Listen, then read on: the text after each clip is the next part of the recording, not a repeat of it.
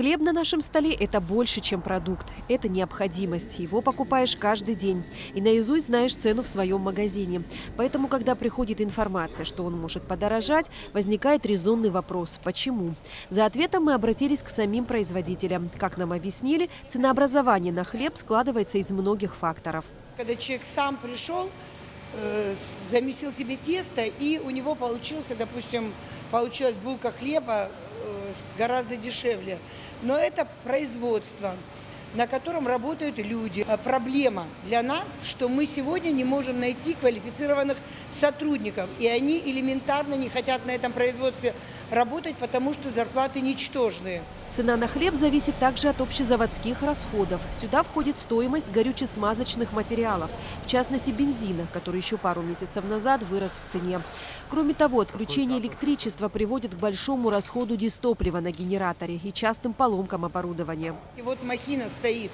Элементарно эти печи работают, у них есть стены, у них запчасти на эти составляющие материалы. Они повысились на 30-40%. То есть любой ремонт машины, выезжают 3 машины в день у меня с хлебом. Содержать собственное производство предпринимателям становится все сложнее. Печь себе в убыток они не могут, поэтому обратились в правительство с предложением повысить цену на хлеб. Все наши затраты, все это уже 4 месяца на рассмотрении находится в кабинете министров.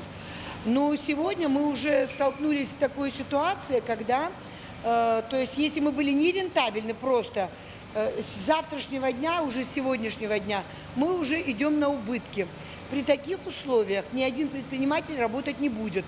Понимаете, и мы это поставили уже такой вопрос, что или решается вопрос так, как мы представили уже в правительство цены, или, мы вынуждены будем останавливаться. То есть мы ни в коем случае это не в ультимативной форме говорим, мы просто констатируем факт. Сухумский хлебзавод номер 2 – единственное государственное предприятие по производству хлеба в Сухуми.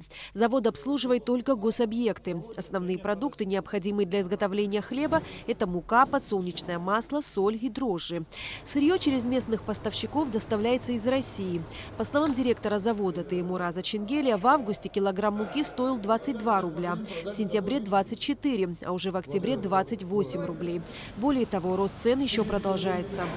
Сейчас муку мы закупили в октябре месяце по 28 рублей, закупали по 24 рубля. Бензин уже 53 рубля. И мы находимся на минусе, мы в убытке работаем. Не знаем даже, как рабочим зарплату выплатить. Вот сейчас вот этот месяц такое положение у нас. Людей работает здесь 3 смены.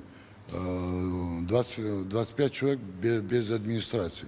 Администрацию добавим еще человек.